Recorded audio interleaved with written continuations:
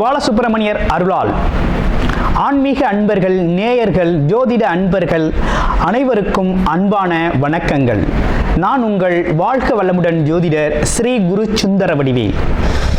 இப்போ பார்த்தீங்கன்னா 2025 நடக்க இருக்கிற தமிழ் புத்தாண்டு எப்படி இருக்குது, என்னென்ன விசேஷங்கள் இருக்குது, ஒவ்வொரு ராசிக்கும் எப்படி இருக்கும், என்ன செய்யலாம், என்ன செய்யக்கூடாது, என்ன விதமான வழிபாடுகள் செய்யணும், ஒவ்வொரு நட்சத்திரங்களுக்கும் என்ன விதமான பலன்கள் இருக்குது, இந்த ஆண்டு முழுவதும் இருக்கக்கூடிய கிரக பெயர்ச்சிகளால் ஏற்படக்கூடிய மாற்றங்கள் என்ன, வளர்ச்சி எப்படி இருக்கும், குடும்ப வாழ்க்கை எப்படி இருக்கும், சுப நிகழ்ச்சிகள் எப்படி இருக்கும், வீடு, வண்டி, வாகனம் மற்றும் அசையும் மற்றும் அசையா சொத்துக்கள் யாருக்கு அமையும், குழந்தை பாக்கியம் யாருக்கு கிடைக்கும் அப்படிங்கும் பல்வேறு விஷயங்களை பற்றி இந்த ஒரு வருடம் இருக்கக்கூடிய மொத்த பலனையும் நம்ம இந்த வீடியோ மூலமாக பார்க்க இருக்கிறோம்.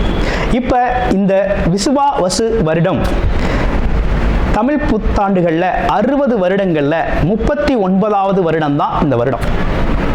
இந்த வருடம் இந்த ஆண்டு பிறக்குது. இந்த வருடத்தில் பிறக்கும் குழந்தைகள் தைரியமாக குழந்தைகளாகவும், எல்லோரையும் அனுசரித்து தெரியக்கூடிய குழந்தைகளாகவும், பண்புள்ள குழந்தைகளாகவும், அது மட்டும் இல்லாமல் தர்ம காரியங்கள், புண்ணிய காரியங்கள் ஈடுபடக்கூடிய குழந்தைகளாகவும் பிறப்பார்கள் அப்படிங்கிறது சித்தர் பாடல்களில் உள்ள ஒரு அமைப்பு.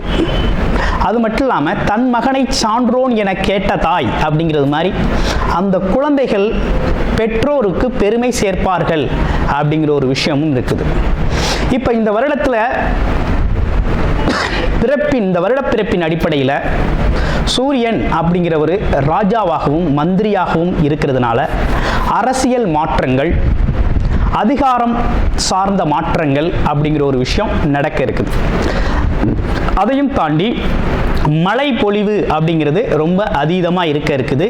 விவசாயம் செழிக்கும், தானிய உற்பத்திகள் அதிகரிக்கும்.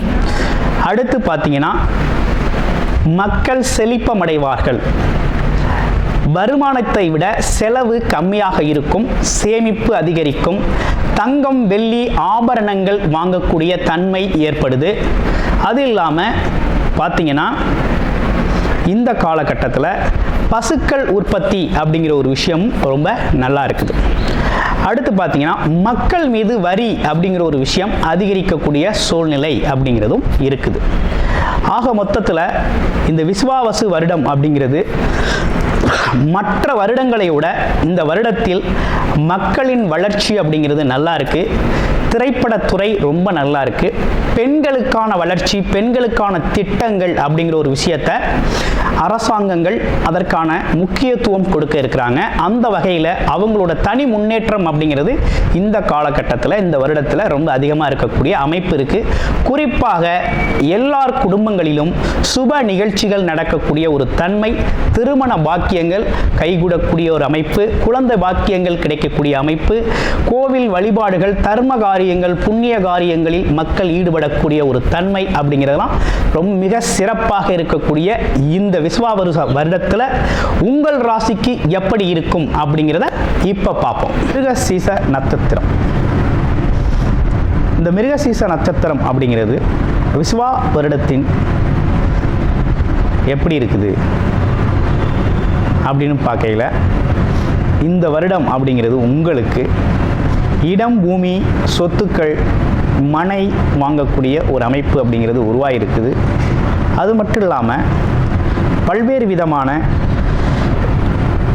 லாபங்கள் அப்படிங்கிறது இந்த காலகட்டத்தில் அதிகரிச்சிருக்கு. உங்களுக்கு மதிப்பு மரியாதை அதிகரிக்கும், குடும்ப பிரச்சனைகள் தீரும், குடும்பத்தின் மன மகிழ்ச்சிகள் ஏற்படும். அதே போல் பார்த்தீங்கன்னா திருமண சம்பந்தப்பட்ட விஷயங்கள் நடக்க ஆரம்பிக்கும். குழந்தை பாக்கியம் கிடைக்கக்கூடிய ஒரு அமைப்பு அப்படிங்கிறதுலாம் ரொம்ப அற்புதமாக அமைஞ்சிருக்குது. இது இல்லாமல் வருமானம் சார்ந்த விஷயத்தில் நல்லதொரு முன்னேற்றம் அப்படிங்கிறத இந்த வருடத்தில் நீங்கள் பெரிய லெவலில் சந்திப்பீங்க. இது ஒரு அற்புதமான வருடம், விசுவாவசு வருடம். அனைவருக்கும் புத்தாண்டு நல்வாழ்த்துக்கள். களத்திரக்காரகனாகிய சுக்கிரனை ஆட்சி வீடாக கொண்ட ரிஷபராசி அன்பர்களுக்கு இந்த காலகட்டம், இந்த தமிழ் புத்தாண்டு அப்படிங்கிறது எப்படி இருக்கு அப்படிங்கிறத பார்க்கிறோம். தமிழ் புத்தாண்டு அப்படின்னு எடுத்துக்கிட்டோம்னா விசுவாசு வருடம். இந்த வருடத்தில் 3 விதமான பெயர்ச்சிகள் அப்படிங்கிறது ஏற்பட்டிருக்குது. ஏற்கனவே பார்த்தீங்கன்னா சனி பகவான் பெயர்ச்சி ஆகியிருக்கார். இப்போ அந்த வருடத்தில் குரு பகவான், ராகு பகவான் 2 பேரோட பெயர்ச்சிகள் இருக்குது. அப்போ பார்த்தீங்கன்னா குரு பகவான் அப்படிங்கிறவர் உங்களுடைய ராசியிலேயே இருந்த ஜென்ம குருவாக இருந்த குரு பகவான் இப்போ ராசிக்கு 2ஆம் இடத்துல தனஸ்தானத்தில் போய் அமர்றாரு. தனாதிபதியாக லாப குருவாக வந்து அமர்றாரு. அப்போ நல்ல அருமையான ஒரு ஸ்தான பலம் அப்படிங்கிறது இந்த வருடம் பார்த்தீங்கன்னா மே 14ஆம் தேதிக்கு அப்புறம் ரொம்ப அற்புதமாக இருக்கு. அதே போல் மே 18ஆம் தேதிக்கு பிறகு ராகு கேது 11ஆம் இடம் இருந்த ராகு பகவான் அதே நேரத்தில் 5ஆம் இடத்துல இருந்த கேது பகவான் இவங்க 2 பேரும் பெயர்ச்சி அடைகிறாங்க. எப்படின்னு கேட்டிங்கன்னா 10ஆம் இடத்துல ராகுக்கும் 4ஆம் இடத்துல கேது பகவானும் பெயர்ச்சி அடையக்கூடிய ஒரு நிலை அப்படிங்கிறது ஏற்பட்டிருக்கு. அடுத்து இந்த வருடம் முழுவதுமே பார்த்தீங்கன்னா சனி பகவான் 11ஆம் இடத்துல சஞ்சாரம் செய்வார். லாபாதிபதி, தொழிலதிபதி, கர்மாதிபதி அப்படிங்கிறவர் அந்த இடத்துல சஞ்சாரம் செய்கிறார். இதுதான் இந்த வருடத்தில் இருக்கக்கூடிய கிரக மாற்றங்கள், கிரகங்களின் அமைப்பு உங்களுடைய ராசிக்கு.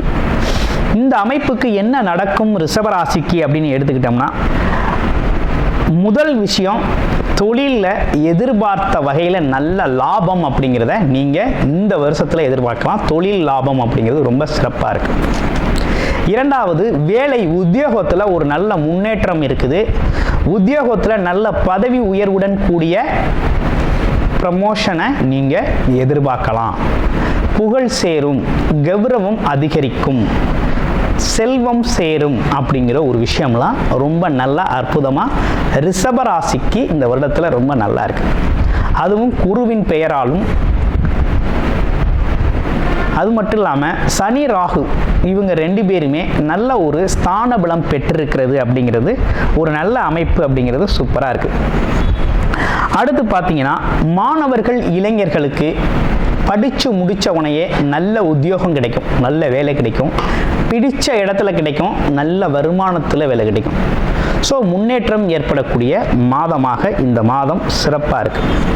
அடுத்து பார்த்தீங்கன்னா திருமணம் ஆகாதவருக்கு, நீண்ட நாள் திருமணம் ஆகாத ரிஷபராசி அன்பர்களுக்கு கண்டிப்பாக திருமணம் நடக்கும். அதில் எந்த மாற்றம் இல்லை, திருமணம் உறுதியாக நடக்கும். குடும்பத்துக்கு ஒரு ஆளை சேர்க்கக்கூடிய ஒரு அமைப்பு ரொம்ப அற்புதமாக இருக்குது. 3வது விஷயம் என்ன சொல்லுது அப்படின்னு கேட்டிங்கன்னா, குழந்தை பாக்கியம் இல்லாமல் சிரமப்பட்டுக்கிட்டு இருந்தவங்க, குழந்தை செல்வம் இல்லாமல் நீண்ட நாள் தடை சந்தித்தவங்களுக்கு இந்த காலகட்டத்தில் மருத்துவ உதவியின் பெயரில் நல்ல குழந்தை செல்வம் அப்படிங்கிறது கண்டிப்பாக உண்டு. குழந்தை செல்வம் கிடைக்கும். இந்த அமைப்பு ரொம்ப நல்லா இருக்கு. அடுத்து 2வது திருமணம், மறுமணம் செய்கிறதுக்காக வெயிட் பண்ணிக்கிட்டு இருக்கவங்களுக்கும் கண்டிப்பாக மறுமணம் அப்படிங்கிறது நடக்கும். அடுத்து 2வது குழந்தை, முதல் குழந்தை இருக்குது, 2வது குழந்தை வேணும் அப்படின்னு சொல்கிறவங்களுக்கும் இந்த காலகட்டத்தில் குலதெய்வத்தின் அருளால் உங்களுக்கு ஒரு அருமையான குழந்தை, 2வது குழந்தையும் கிடைக்கக்கூடிய ஒரு அமைப்பு அப்படிங்கிறது இந்த வருஷம் ரொம்ப அற்புதமாக அமைஞ்சிருக்குது. அப்புறம் உங்களுக்கு இந்த காலகட்டத்தில் சகல விதமான முயற்சிகளும் வெற்றி தரும். மிகப்பெரிய லெவலில் நல்லதொரு முன்னேற்றத்தை காண்பீங்க. மற்றவர்களால் செய்ய முடியாத கடினமான விஷயங்களை கூட மிக எளிதாக கையாளும் திறனும் அந்த ஆற்றலும் உங்களுக்கு இந்த காலகட்டத்தில், இந்த வருடத்தில் ரொம்ப சிறப்பாகவே அமையும். அடுத்து பூர்வீக சொத்துக்கள் கிடைக்கும். பூர்வீக குலதெய்வ வழிபாடு அப்படிங்கிறது, குலதெய்வ அருள் அப்படிங்கிறது பரிபூரணமாக கிடைக்கும். அடுத்து பார்த்தீங்கன்னா குழந்தைகளால் பெருமை சேரும் அப்படிங்கிற ஒரு நல்ல அமைப்பு அப்படிங்கிறது ரொம்ப சூப்பராக இருக்குது. ஆமாம், வெளிநாடு வெளியூர் பயணங்கள் நல்லா இருக்குது. அடுத்து பார்த்தோம்னா தொழில் வளர்ச்சி அப்படிங்கிறது நீங்கள் எதிர்பார்த்த லெவலில் விட பல மடங்கு 100 டைம்ஸ் 10 டைம்ஸ் அப்படிங்கிற மாதிரி 1:10 அப்படிங்கிறது மாதிரி 10 மடங்கு வளர்ச்சியையும் சில பேர் 100 மடங்கு வளர்ச்சியையும் அவங்கவுங்க ஜாதகத்தின் அடிப்படையில் நடக்கக்கூடிய தசாபுத்தி அமைப்புகள் ரொம்ப சாதகமாக இந்த காலகட்டத்தில் யோக பலன்களை கொடுக்கக்கூடிய யோகாதிபதியின் திசைகள் நடக்குது அப்படின்னா இந்த காலகட்டத்தில் அள்ளி கொடுக்கக்கூடிய பணக்காரர்கள் லட்சாதிபதி கோடீஸ்வரராகக்கூடிய ஒரு அமைப்பு அப்படிங்கிறது இந்த வருடம் அற்புதமாக ரிஷபராசி அன்பர்களுக்கு அமைஞ்சிருக்கு. இவை அனைத்தும் இந்த காலகட்டத்தில் உங்களுக்கு சிறப்பை தரக்கூடிய வகையில் ரொம்ப அற்புதமாக அமைஞ்சிருக்கக்கூடிய ஒரு நல்ல அமைப்பாக இருக்குது. ஏன்னா 10ஆம் இடத்துல ஒரு பாவி இருக்கணும், இல்லைன்னா பாம்பு கிரகம் இருக்கணும். இப்போ பாம்பு கிரகம் அதுவும் யோகக்காரகன் சொல்லக்கூடிய குரு பகவான் இருக்கிற, அயோகக்காரன் சொல்லக்கூடிய ராகு பகவான் இருக்காரு. அவரை குரு பகவான் பார்க்கிறார். இது மிகப்பெரிய ஒரு சிறப்பு இல்லையா? மிகப்பெரிய சிறப்பு. அதுவும் 9ஆம் பார்வை அவர் தனஸ்தானத்திலிருந்து வேற பார்க்கிறார், வருமானஸ்தானத்திலிருந்து பார்க்கிறார், குடும்பஸ்தானத்திலிருந்து பார்க்கிறார். அப்போ மங்கள நிகழ்ச்சிகள் வீட்டில் நடக்கும், குடும்ப மகிழ்ச்சி அடையும், குடும்பத்திற்கான நல்ல வருமானம் வரும். அப்போ தொழில் நல்லபடியான முன்னேற்றத்தை தரும்.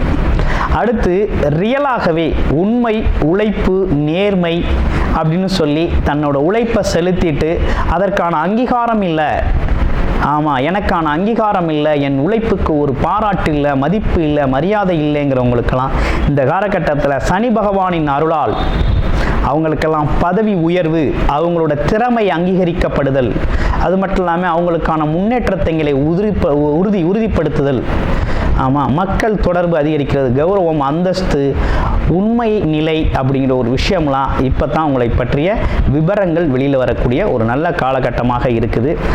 கூடுமான வரையும் ரிஷபராசி அன்பர்கள் புண்ணிய காரியங்கள் ஈடுபடுங்க, தான தர்மங்களை நிறைய செய்யுங்க.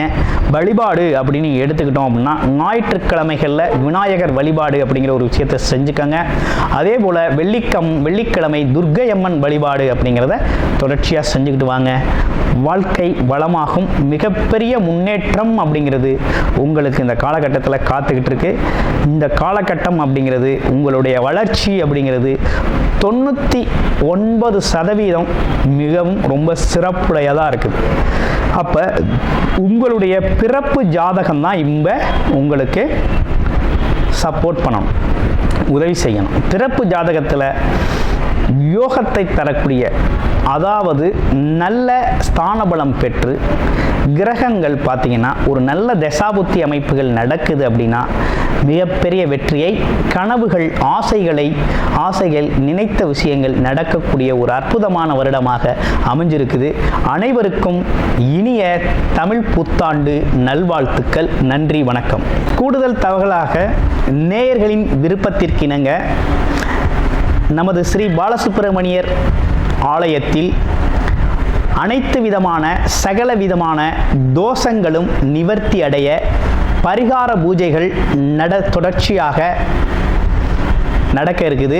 அது மட்டும் இல்லாமல் திருமண தடை, குழந்தையின்மை, தொழில் முன்னேற்றம், வேலை வாய்ப்பு கிடைத்தல், ராகு கேது தோஷங்கள் நிவர்த்தி அடைய, குலதெய்வ அருள் கிடைக்க, கடன் பிரச்சனை தீர, வாழ்வில் பணம், பொருள், செல்வாக்கு அதிகரிக்க, இப்படிப்பட்ட விஷயங்களுக்காக பல்வேறு விதமான சகல பிரச்சனைகளுக்கும் தீர்வு கிடைக்கும் வகையில் பரிகார பூஜைகள் நமது ஸ்ரீ பாலசுப்பிரமணியர் ஆலயத்தில் நேயர்களின் விருப்பத்தின் பேரில் தொடர்ச்சியாக நடக்கிறதுக்கு உங்களுக்கு விருப்பம் இருக்கும் பட்சத்தில் டிஸ்பிளேல தர நம்பருக்கு கால் பண்ணி உங்களுக்கான பரிகார பூஜைகளை ஸ்ரீ பாலசுப்பிரமணியர் ஆலயத்தில் செய்து கொள்ளலாம். நன்றி, வணக்கம்.